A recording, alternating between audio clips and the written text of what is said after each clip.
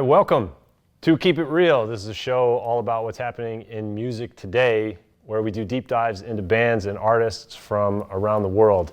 We're here courtesy of JMR Studios here in Brooklyn, New York.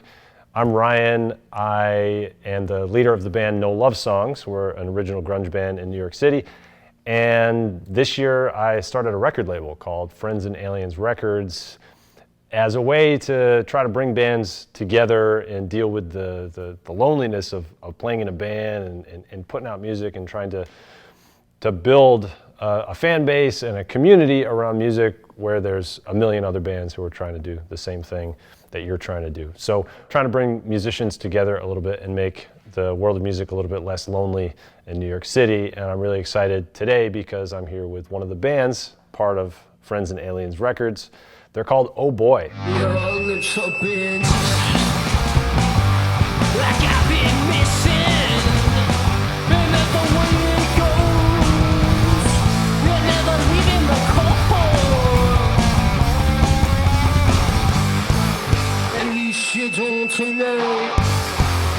I'm Mara. I play the guitar and sing, scream, and I grew up in Miami, Florida. What's going on? I'm Chris, the Oxymoron. I play drums, and I'm from Brooklyn, New York.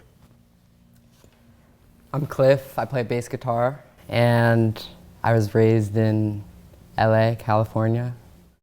What brought you guys to New York from Miami and California? Well, me and Cliff met in Ohio, and we were like, we had a friend in New York, and we were staying there like all the time when we were in college, and then we just really liked it here, and we were making music, and we were staying here, and we were playing shows here and going back to Ohio, and we were like, all right, we gotta make the move. Let's talk about the business a little bit. One thing that I wanted to hear about is, playing in a band in New York City, anywhere really, is pretty expensive. You got rehearsals to pay for, you got recordings to pay for, you got to get drumsticks and guitar strings and eyeliner. Yeah. So what do you guys do for work? What do y'all do? Good one, Ryan. Damn. I work at a kombucha brewery, which is very fun. It's a lot of work, but yeah, like this week, like we played like 3 shows, and you get back at like 1 a.m. and you got to wake up at 8 a.m. for like your shift, your 8-hour shift, and so you're always kind of dying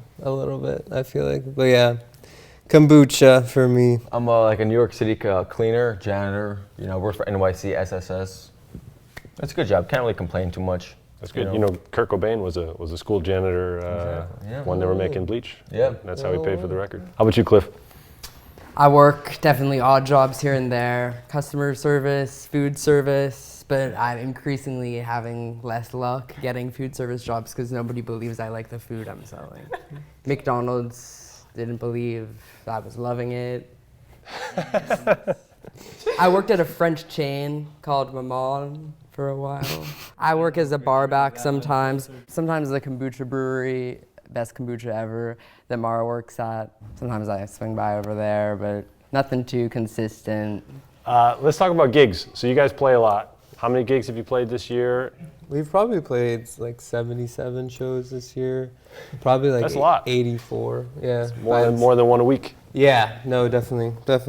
Sometimes more than one in a day. I've talked to a lot of bands over the last couple of years, and I have heard like 2 different schools of thought. There's, on the one hand, play just a few shows, promote them, and a lot of venues will tell you like, yeah, you can't book a show within 3-4 weeks within this many miles, right? So that's like one school of thought, is space your shows out, promote them, try to get as many people to one show as possible. And then there's another school of thought, which I've heard, which is like, especially when you're first starting out, just play as much as you possibly can, just to get exposure. It sounds like that's the strategy with you guys. Yeah. I mean, even if there's like 3 people there, because we played shows and we're like, there's only 3 people there. Mm-hmm. Yeah. And it's like, it's one person at a time, If one person like falls in love with the music or whatever, we connect.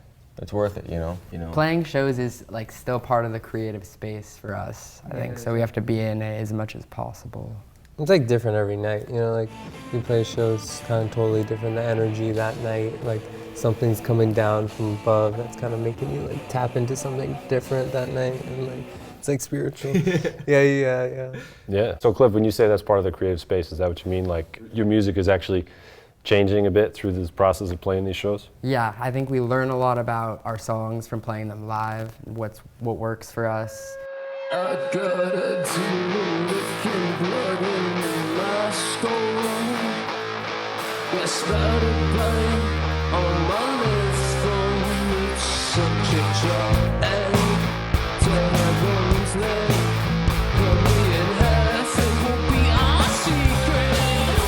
Baby, let's kill something.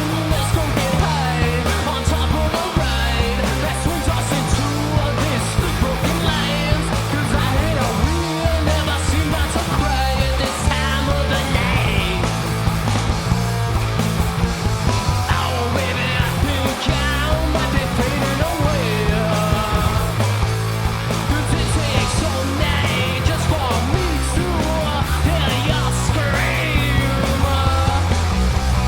Now you're calling me over. There's a little blood on my shoulder as you ride like a dream. I got a goddamn right then a grab such at me. 'Cause I'm all yours. 'Cause I love, 'cause I adore the little names that you're calling me. 'Cause even if they saw, we just laugh it all away. How's the music changed since bringing in this guy? Because I know Chris joined the band, a couple months ago? Yeah. So it's a different dynamic, different energy. Chris brings his own vibe, which I think Chris is like the most entertaining drummer to watch in New York City. I have to It's say. true. Maybe the Thank most you. stylish. Very much. I remember because me and Chris met outside of like one of our shows, and we got along like right well. But then I saw him drum like a month later or so, like, and I was like, holy fuck, like I need him, like, you know, like He's got the cymbals up here. yeah, he's standing focused, up. He's in it. and I mean, their energy live, like even before I joined the band, it was amazing. And just great songs, you know. Because I know Mara wrote a lot of these songs like in high school, Yeah. which is kind of crazy to me. Because I remember when I was writing in high school, Some of the shittiest songs out there. So I never had like a drummer that like I could have like a real like connection with, and like, you know, like Chris is mouthing to like the lyrics I wrote, which is like really cool because Chris really liked like the music, so it was kind of a perfect fit. And then like I met Cliff in college and I showed him the songs, and he was like, you know, he really liked them. So how long have you and Cliff been playing together? Since we were like 19 and we're 23 now, 24. 4 years. Yeah, like 4 years. Yeah. Do you write lyrics first? Do you write the music first? Only like a few times I've written like a line has just come to me, and I've like written that. Usually it's like get like a chord progression or a riff I really like. Like some of these songs, like I've written like 10 different versions, and I'm like, all right, I can't do this anymore. Like you know, like I hear gotta, them like, playing the same thing in their room for Yeah. so long. Like Taylor Swift, I assume, does. You know, like just over and over. there's like, this the lyrics artist- change a little, and then you like. Quiet and loud, I'm big and small.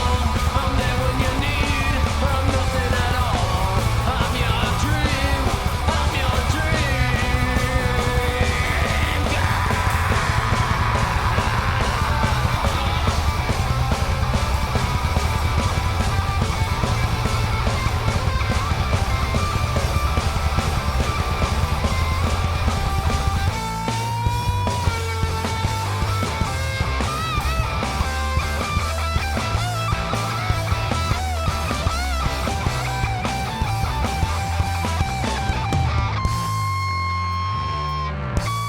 Our dream is not even like to get like a multi-million-dollar record label. Really, we just want to be able to like tour all the time, where we don't have to work a day job. Like that's kind of, right. Even if we're making like barely anything like after that, like as long as we just get to play music and go around to different spaces, like we'd be more than happy. But there's a lot of bands out there. Yeah. So how does OBOY stand out? What makes you guys cut through the noise? well, for me, I think the energy that we, you know, emit to the audience. I mean, they feel it because we're giving it, you know. And then the honesty in the songwriting. Everybody comes together with their different instruments, and it just comes together just super honest, you know.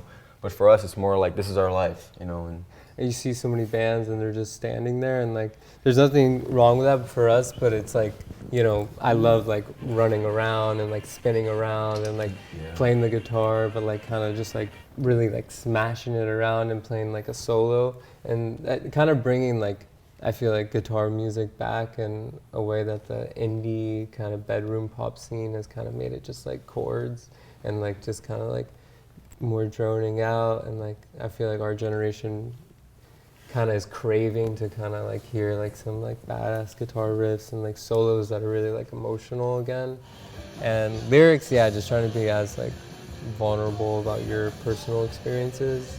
What do you guys see as your genre or scene? It's not quite metal, it's not quite hardcore, it's not indie. Like what do you? What's your crowd? Genre fluid, you know. It's like, Okay. It's like it's a lot of because there's elements of like metal, punk, this, you know. There's a lot of. And then we get kind of quieter at times, and like it's a little like, say like sludgy rock and roll. Like a song like Razorblade, like there's a lot of different things going on in that, you know. Yeah, it's true. Yeah. So it's like when you listen to the record, it's gonna be like some kind of punky stuff that goes into like sludgy tempo changes, and then like you'll have a song like Sugar Coated Love where it's like it's kind of more like a indie rock song at times. But we grew up all on like, I feel like classic rock and like, you know, rock and roll. That's like, bands do that all the time, you know, like where they have like a really heavy song, but then they'll have like a song that's like that. We kind of see ourselves a part of this kind of old tradition, but with like new themes. And like big thing with us is like gender and like, I don't know, like destroying a kind of bigger system that's out there that like locks everyone into one thing and everyone can express themselves their own way. So kind of bringing those ideas to these familiar, nostalgic kind of rock songs is kind of how we see it, because I love those old bands, but a lot of times the lyrics are pretty misogynistic and like it's kind of objectifying women and sort of stuff. So we're trying to like, it's like the sounds are cool, but like you guys are kind of assholes, you know what I mean? So it's like, who's gonna want to dance to that? Also, if you're acting like that, like, and we like, I think also at the end of the day, like we want to make music that people can move to. They like, they feel that makes them want to let loose in whatever way that means. Like whether that's like moshing, whether that's like a wall of death, or that's literally just, you know. Yeah, and since we haven't really recorded our first LP yet, just playing these songs over time for so long has, I think, narrowed them a lot for us in terms of what we want to put on it, how we want to arrange it, and honestly the story the record's going to tell. But it's bloody expensive. Nobody tells you when you're a kid and you're making music, all your like idols, like they all were paying money to make these records. But now nobody's even putting the money up except for maybe your credit card, right? And yeah, no, exactly. You got to pay for it yourselves. Yeah. And it's expensive, and especially bands who are making vinyl, it's like multi-$1,000s to put those out. I'm not quite sure how people are doing it. And like I said, I've talked to a lot of bands, and most of them are losing money. You know, like I haven't met many musicians who are actually making money as musicians, except for a kids music band. I know this guy who does a rock project, and then he also has a kids music project, and the kids music project is killing in Brooklyn. You know, all those I bet, all those mommies, they love it. They come out and buy the tickets. The amount of times people tell us at shows, you gotta get on TikTok. You gotta get on TikTok. Yeah, social media is a big thing that we don't really know how to. It's really hard, especially a TikTok thing, because it's like brand ourselves. I mean, we're kind of getting a good thing with Instagram. Like we're posting a lot, but you know, there's all these algorithm tricks. We're living in such a different world now where it's hard to even have like a mystique behind your band, because they want you to be like talking to a camera. It's like, hey guys, like this is it, blah, blah, blah, you know? And it's like, no, like, you know, we're like, or you do these little trends, like guess which one's the guitarist. We're like not into like any of that. We ultimately just want to get people to come out and see us play.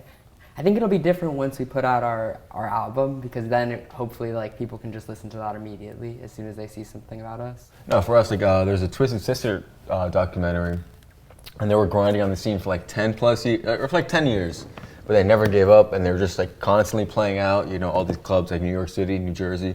I think we're kind of like that, you know, we're always just on the grind, just trying to play shows, because like it is one person at a time. So what else has been a good moneymaker? Merch, t-shirts. Well, we merch, just got honestly, merch. I feel like we're kind of bad with the merch. Because Like we just It's still in the red there. I just feel like we're kind of like terrible business people. Yeah. And we feel kind of weird, like hey, we have shirts, we have merch. Give us $20. Like, what's Yeah. up? It's like- Like, We you want to know, give like, them away all the time. Yeah, but, we you just kind of know. want to. We just want to give them away, but then it's like, oh, we did We spend just money. made our first 50 of them, so we are very limited right now. So But we are recording the album fully off money we made as a band, which is cool. Yeah. Like, Yeah. it's the not- shows we That's get great. paid the most for, I feel like, have been at schools.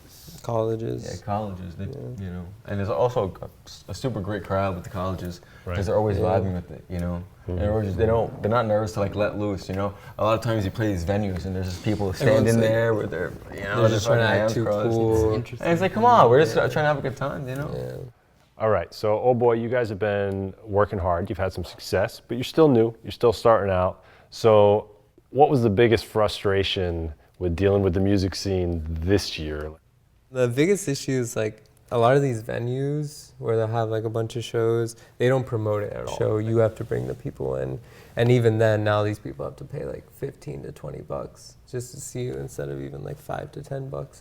There's a few venues like in the Lower East Side and in Bushwick that like Young Ethels. yeah, Young Ethel's because it's free. You get people coming in there every night. So And they actually give you a cut of the bar, which is very Right. unusual. yeah. Yeah, that's great. Yeah, Young It's Ethel's is crazy, a good one. We like this Berlin that we were talking about. They get people in there. Like you said, there's so many venues that in New York, and there's a lot of venues, and you can go and you can book a gig, and there's databases. There's like people have made Google Sheets. We've got one and shared it out of like all the venues, and here's the booker, and this is how you get the gig, and these are the room fees because these venues have room fees, right? You got to pay for the sound man, it's $150. You got to pay for the door guy, it's another $50. And then once you cover that with your ticket sales, that you got to ask your friends to come and pay $15, $20. Then you're going to split the remainder with the other bands on the bill.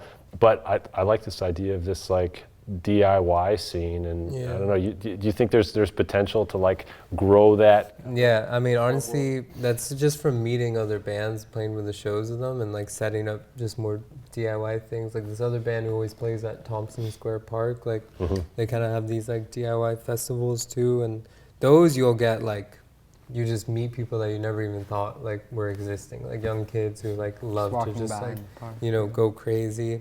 And those are the best, you know, definitely, because you're not supporting a bigger kind of venue. The worst is like the venues that pull, you know, they'll get 4 bands, they won't even communicate with the bands, like who they're, you know, it's 4 random bands, different genres, and then you don't make money, you have to pull each one. So you have to ask the audience who you're here for. Who you're here to see? And then you got the really bad venues where it's like, if you don't get 15 people here, you gotta pay them. Like for a band that's like just starting out, it's really hard. Like I would say like go to shows, try to become friends with bands you like, tell them about your band, and usually they'll be like, all right, hop on this bill. And there's a website called like Indie on the Move, but that's how we got like our first ones. Then you post videos like that, and then you hashtag, you know, like NYC bands. So then other bands look at that and they ask you to play. It's a lot of personal connections, though, right? Because all of it is like from Instagram for us. Like we haven't actually like organized our own show in like a really, really long time.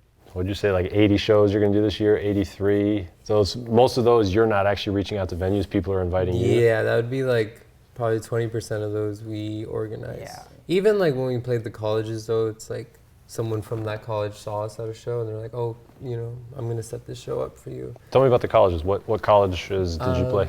Fordham we played because they have like this awesome student-run venue there. It's up in the Bronx. Rod's Coffee Yeah, House. yeah, Rod's Coffee House was awesome, and they pay their bands, which is good. What's the payment like for the college It's shows? $300, so that's not you bad. know, it's all right. I think if we have an album out, we can like start charging a little more. Have you guys gotten into the house show scene? Because that's kind of a cool network. I recently went and saw Caitlin Starr at a house show. Yeah. It was in Crown cool. Heights, and they had a packed out place and Yeah. mosh pit and everything, and it was good. I think that's a lot of the heavy music scene too. Is like they're not even posted those venues. You got a DM for the address. That's when you There know you go. when you see a poster like that, it's DM for address. also Like, think oh, like this a shit's gonna be marketing lit. yeah, I want to go to that one. I even know some venues or like bars with pretty well set up back rooms that are kind of like that too here. I feel like that's kind of still alive Yeah. in this city. And it kind of also goes against the whole like we need to promote this to everyone thing, because they're not trying to promote it to everybody. And since we've only been playing here for like over a year, I feel like some of those, like there's some bars that I really want to play in, but it's like I don't know if I can get in that group chat yet, you know? Our biggest success is like DMing people who you've met at shows and really like you, and then just DMing them personally and be like, oh, check out this show. We've played in a couple variety shows here too, which has been really an interesting experience with other performers who do very like, not music, who do different kind of more circus-oriented performance. Some of the best turnouts we've had to shows have been because other bands post the information on Discord and other websites like that, where tons of people are able to see it. We don't want to be a band. A lot of the big bands you see on Instagram and stuff, one of them is like a model, and they have all these kind of thirst trap videos, and that's why they have so many fucking... I don't know. I think everyone has thirst trap videos. Who are you talking about? So many bands that I see was like... I feel like 90% of the bands. Yeah, thirst trap. Where do you guys feel rock music fits in New York City? If you go to a club or a dance club or something, there's like people around the block to go to that show. Right. And it's not rock. And it's just a DJ. Right. There's a lot of different names rock has been called. I think like cock rock. Cock rock. Yeah. And I don't think our generation's into that. I don't really think that's what we're playing either. Well, I mean, you have a lot of rock stars of the past who, like, I think the attitude behind it, as you were saying in the beginning, like an attitude of misogyny, just like kind of using that as part of your platform to make yourself bigger as like a shock factor. It's like, it's definitely not part of making music in our eyes. How many songs does Oh Boy have total? And then how did you choose the ones for the record? I'd say like 4 of the songs on the album, like I wrote like in high school, and then like over time they've kind of changed from me being on the acoustic and then meeting Cliff and realizing, oh, I could play these loud, and I'm kind of going from there.